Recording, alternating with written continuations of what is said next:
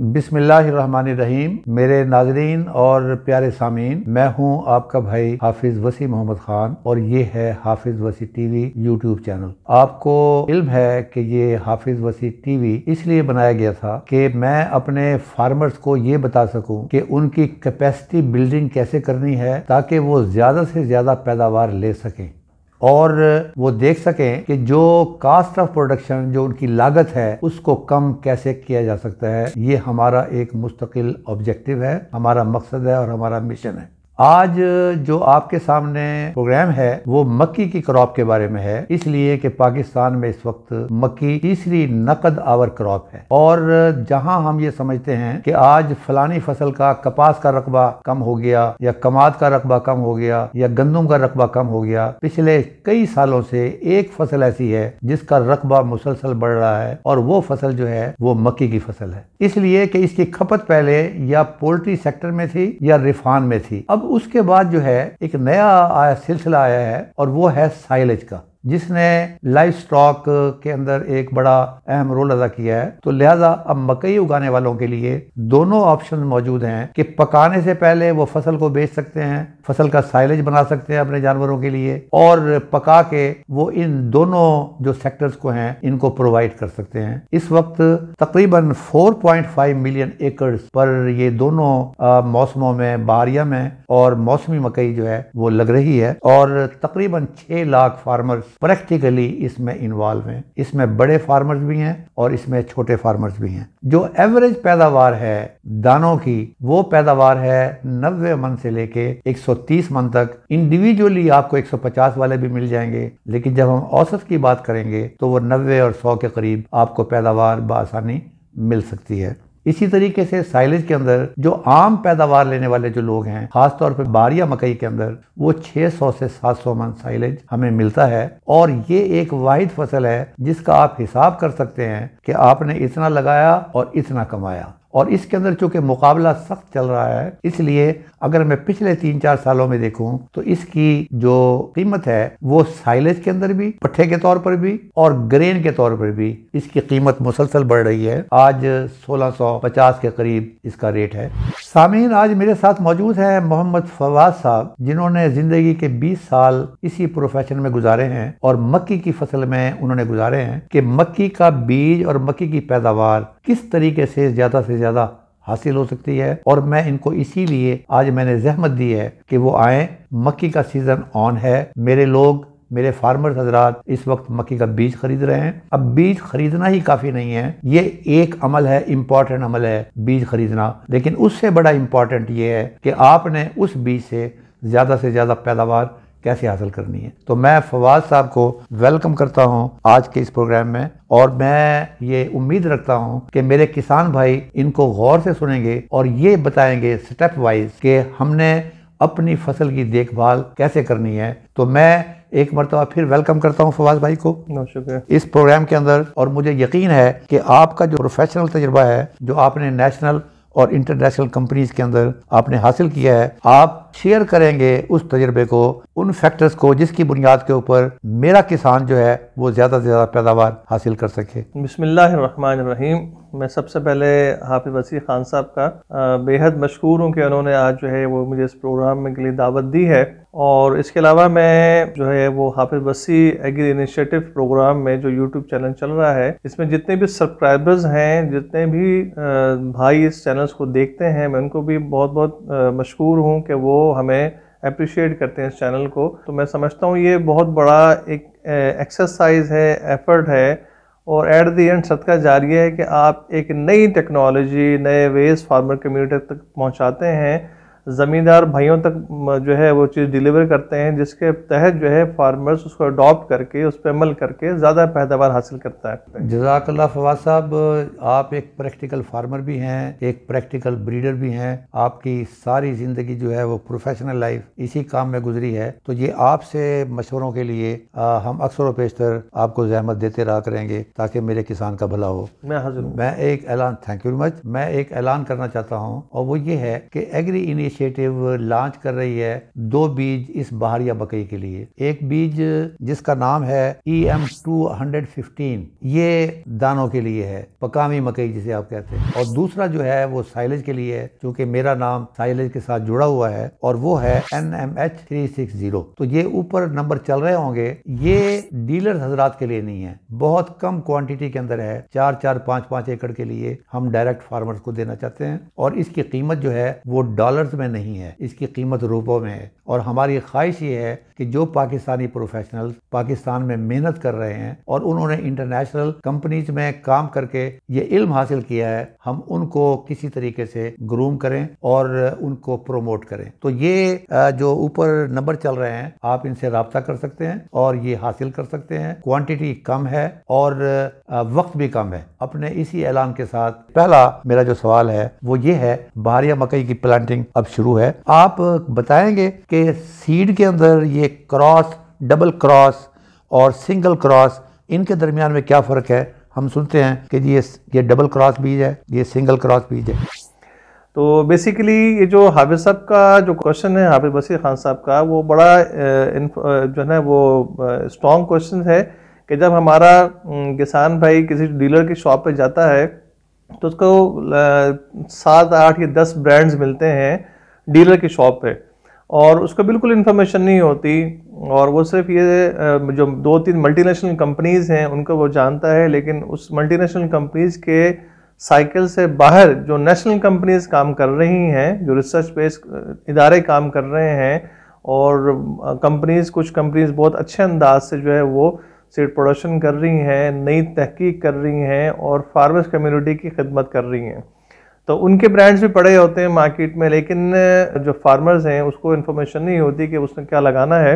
जो double cross और single cross का फ़र्क है, सिंगल क्रॉस बेसिकली 2 खालिसुल नस्ल लाइनों को क्रॉस करके बनाया जाता है, या आप उसको इनब्रेड्स कह सकते हैं। 2 टाइप इनब्रेड्स लाइन होती हैं और उनको आप क्रॉस करके आप उससे सिंगल क्रॉस जो है वो हाइब्रिड प्रोड्यूस करते हैं, और उसकी यूनिफॉर्मिटी, उसकी क्रॉप डेवलपमेंट, उसकी ग्रोथ, उसका पोटेंशियल, उसका एक्सप्रेशन, वो ऑलमोस्ट जो है वो अप टू 95-98% तक जो है वो बड़ा मैच्योर होता है, बड़ा यूनिफॉर्म होता है। जहाँ तक बात है डबल क्रॉस की, तो डबल क्रॉस में आप 2 कमर्शियल हाइब्रिड्स को क्रॉस करते हैं, उसके नतीजे में जो प्रोडक्ट बनता है उसको आप डबल क्रॉस कहते हैं। तो डबल क्रॉस में जो है वो 2 कमर्शियल हाइब्रिड इंट्रोड्यूस करवाए जाते हैं, और सिंगल क्रॉस के अंदर 2 प्योर इनबर्ड लाइन्स का क्रॉस किया जाता है।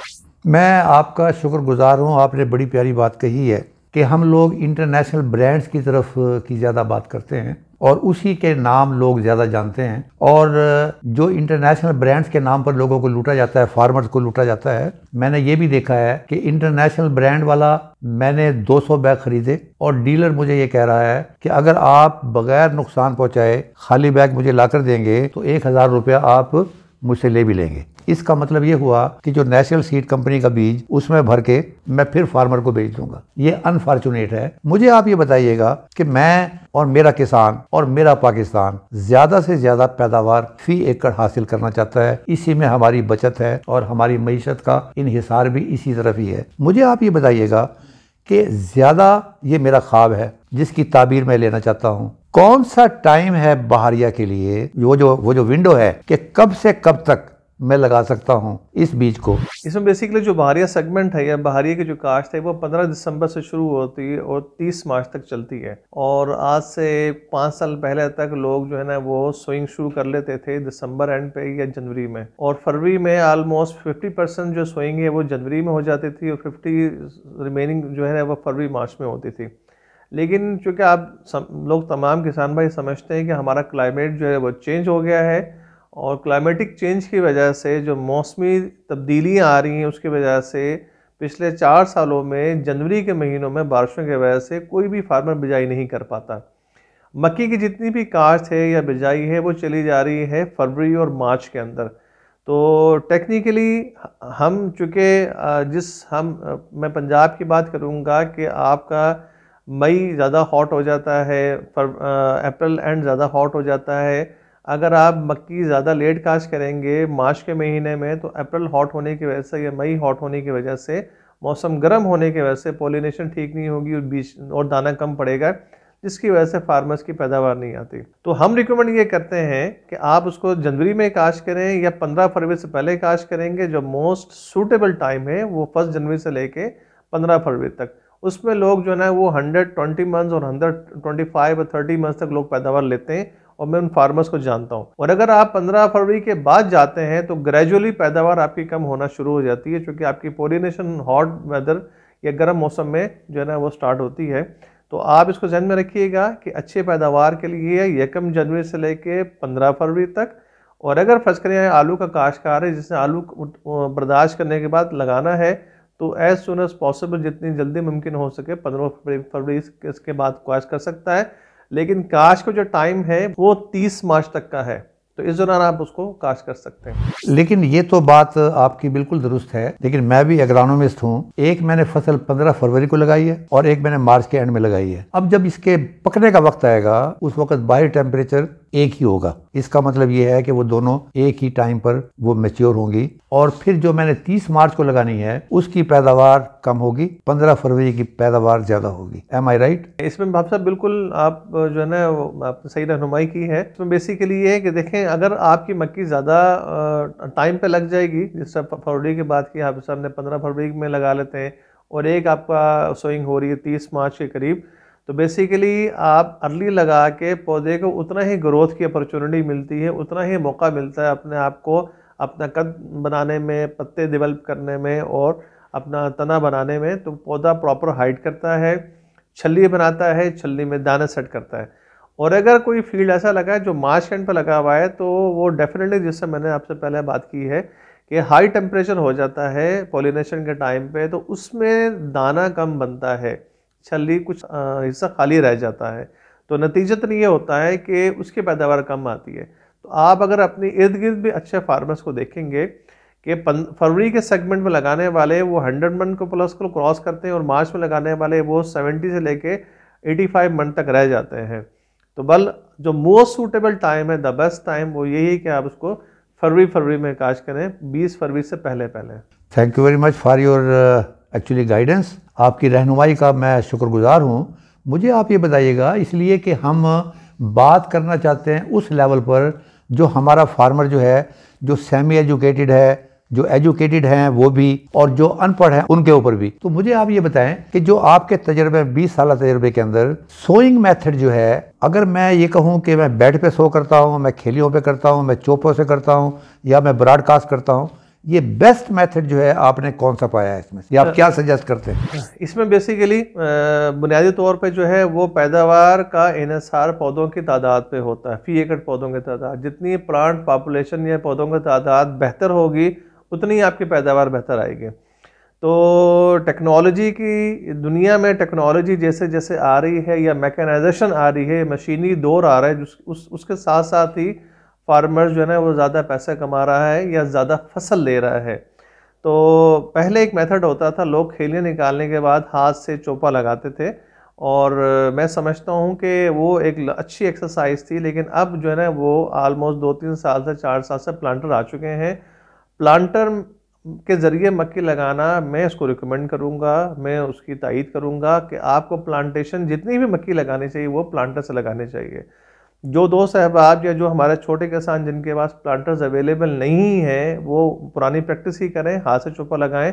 लेकिन जो फार्मर अफोर्ड कर सकते हैं, आपके किसी हमसाया ज़मींदार के पास हैं या किसी गांव में मौजूद हैं, तो प्लांटर से लगाने के 2 बेनिफिट हैं।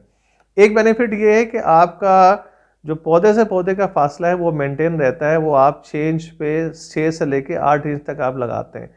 और दूसरी सबसे बड़ी बात यह है कि जो सीड की गहराई है ज़मीन के अंदर वो 1.5 से 2 इंच, उसकी वजह से फ़ायदा ये होता है कि पौधे की जड़ें भी टाइम पे बन जाती हैं, और पौधे की ग्रोथ जो है वो ज़मीन से निकलने का जो स्टेज है और आगे ग्रोथ का है, पत्ते बनाने का प्रोसेस है, उसमें वो अच्छा प्ले करता है।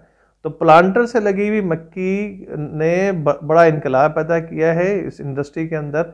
तो मैं रिकमेंड ये करूंगा कि बजाय आप हाथ से चोपा लगाने के लिए आप प्लांटर से लगाएंगे तो आपके पैदावार 10 से 15 मन ऑटोमेटिकली बढ़ जाएगी। जी फवाद साहब, मैं ये बताना चाहता हूँ कि मैं मकई लगा रहा हूँ और मैं उसकी पैदावार मैक्सिमम लेना चाहता हूँ। यानी कि मेरी ख्वाहिश तो 150 मन की है, लेकिन चूंकि कुछ और लिमिटेशंस भी हैं। तो मुझे बताइएगा कि मैक्सिमम पैदावार लेने के लिए अगर 100 प्लस हो, क्या फर्टिलाइजेशन शेड्यूल जो है कि फर्टिलाइज़र मैं किस किस तरीके से इस्तेमाल करूं कि जो यकीनी हो कि मैंने अपनी तरफ से पूरी कोशिश की है। इसमें बहुत इंपॉर्टेंट चीज़ है जी, और आपको पता है किसान भाइयों को बगैर खाद के कोई भी फसल से पैदावार नहीं ली जा सकती। मक्की चूँकि एक मजबूत पौधे वाली फसल है जिसको पूरा फर्टिलाइज़र मिले तो तब जाके वो प्रॉपर पैदावार देता है या छल्ली देता है। अगर फार्मर्स या हमारे ज़मींदार खाद जो है वो उसकी फराहमी पूरी पौधे को नहीं करते या दुरुस्त टाइम पे नहीं करते तो वो अल्टीमेटली उसका नुकसान जो है वो फसल के पैदावार पे पड़ता है। तो जो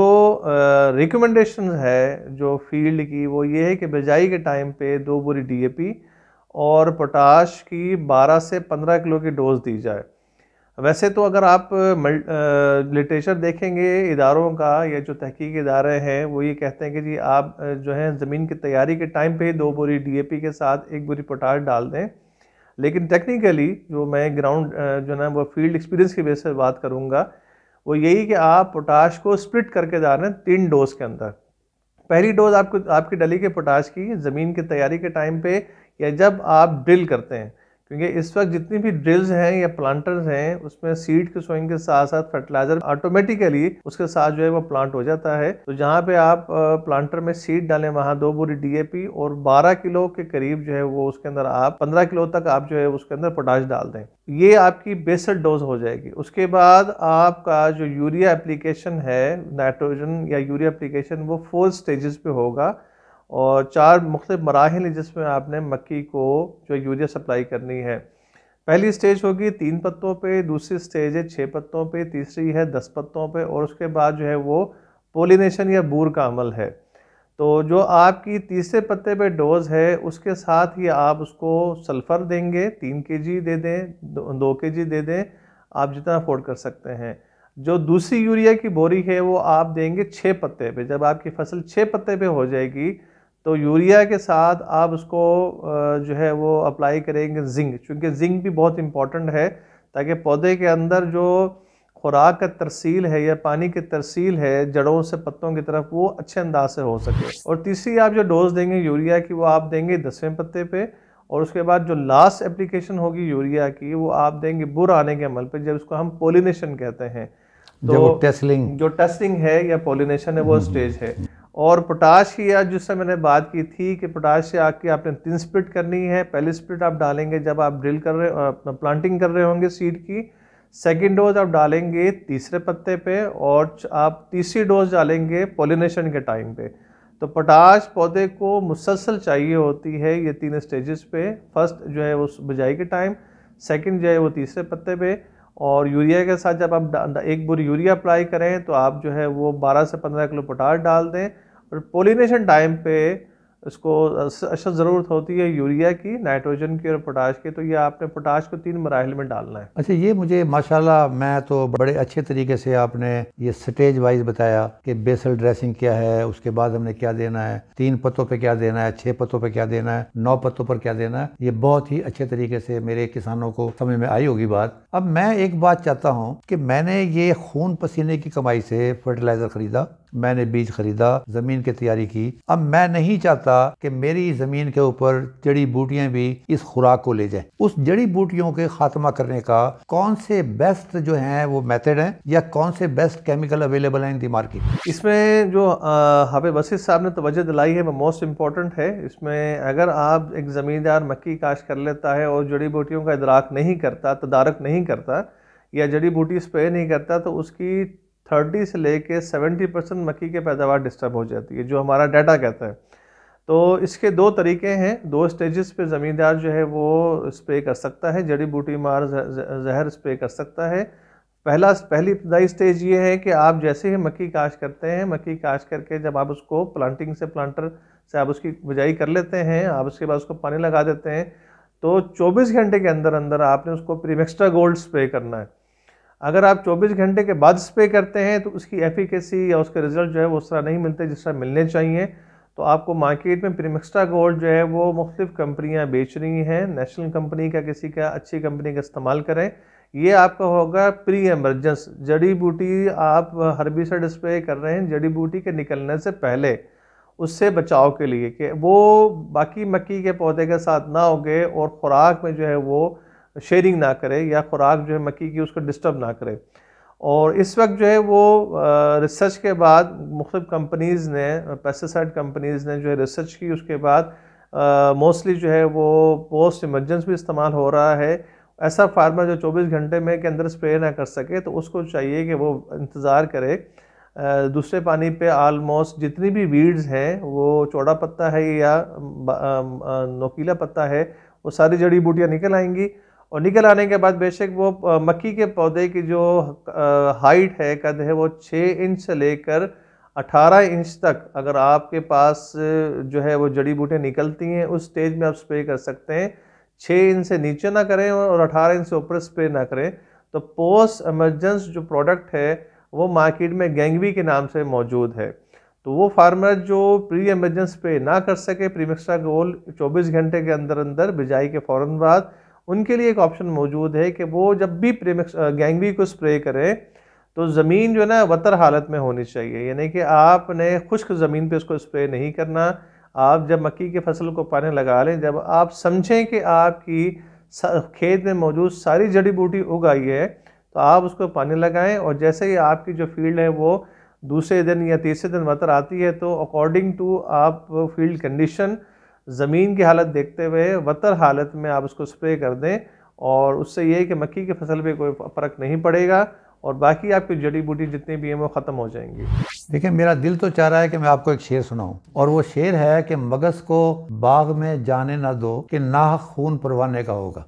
अब सवाल ये है कि शहद की मक्खी को बाग में जाने से रोकने से बेनिफिट ये होगा कि शहद की मक्खी वहां पर जाएगी, रस चूसेगी फूलों का, उसके नतीजे में शहद बनेगा, शहद बनेगा तो मोम बनेगा, मोम बनेगा तो मोमबत्ती बनेगी, मोमबत्ती बनेगी तो वो जलेगी, और वो जलेगी तो परवाना आएगा। बिल्कुल ठीक है। तो लिहाजा मेरे नज़दीक तो यही है कि प्री एमरजेंस हर्बिसाइड जो है वो इस्तेमाल की जाए। और अगर खुदा न खास्ता किसी वजह से आदमी रह गया तो फिर पोस्ट एमरजेंस हर्बिसाइड जो है वो नेक्स्ट ऑप्शन है। लेकिन याद रखें, जब 6 से 8 इंच तक पौधा होगा और इस दौरान जड़ी बूटियां उग रही होंगी तो कुछ ना कुछ खुराक तो उड़ा लेगी ना। जी बिल्कुल है। तो मैं नहीं चाहता कि ये खून पसीने की कमाई किसी और तरफ जाए। बेहतर ये है कि ये मेरा पौधा जो मैंने लगाया हुआ है वही खाए। बिल्कुल ऐसा ही है। Right sir? बिल्कुल सही है जी। अच्छा, अब मुझे आप ये बताइएगा, जिस तरह ख्याल ये है कि हम अपने बच्चों को बचाते हैं, बीमारियों से बचाते हैं, तालीम का ख्याल रखते हैं ताकि उनकी बढ़ोतरी बड़े अच्छे तरीके से हो, इसको इंसेक्ट अटैक से, इंसेक्ट पेस्ट अटैक से हम कैसे बचा सकते हैं? इसमें जो मैं थोड़ी सी तफसील में जाना चाहूँगा, और इसमें ये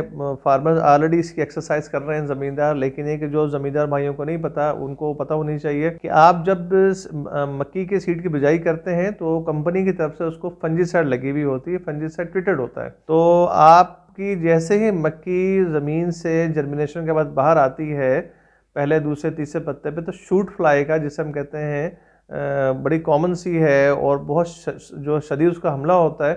तो शूट फ्लाई से बचने के लिए इस वक्त कंपनियां मुख्तलिफ जहर मार्केट में ला चुकी हैं। तो आप जब बिजाई करने लगें तो सबसे पहले जो आपने एहतियाती तदाबीर करनी है फसल को कीड़ों से बचाने के लिए, आपने सीड को ट्रीट करके जो है वो उसकी काश्त करनी है, इंसेक्टिसाइड लगाना है, कीड़े मार दवाई लगानी है। उसमें आपको मार्केट में अमीडाक्लोप्रिड भी मौजूद है और सिलिस के नाम से मौजूद है, और इसके अलावा बाकी मल्टीनेशनल के प्रोडक्ट भी मौजूद हैं, आप उसको इस्तेमाल कर सकते हैं। लेकिन हमेशा याद रखिएगा, मक्की के जब भी काश्त करें तो कीड़े मार दवाई लगा के, या जिसे कहते हैं सीड ट्रीटमेंट करने के बाद उसकी आप बिजाई करें।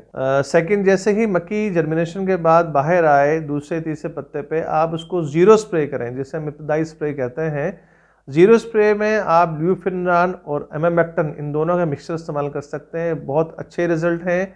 और इस स्प्रे करते वक्त इंसेक्टिसाइड के लिए आप जहन में रखिएगा कि आपने हॉलो कॉर्न नोज़ल इस्तेमाल करनी है, 5 सुराखों वाली इस्तेमाल करनी है। उसका फ़ायदा ये है कि जो भी शूट फ्लाई है वो उसकी एफिकेसी बेहतर होगी स्प्रे की, और शूट फ्लाई वगैरह जैसे ही आएगी सिस्टेमिक जहर की वजह से कंट्रोल हो जाएगी। और लेकिन इस वक्त जो पिछले 2 सालों में जो थ्रेट है हमारी मक्की की इंडस्ट्री को, वो एक बहुत बड़ा थ्रेट है फा का, FAW, फाल अमेरिकन वॉर्म, जिसे हम कहते हैं कि जी इलश की सुंडी आ गई है। और ये स्प्रिंग में इसका, बहारिया में इसका अटैक कम होता है, और ऑटम में, मौसमी में इसका अटैक बहुत शदीद देखने में आता है।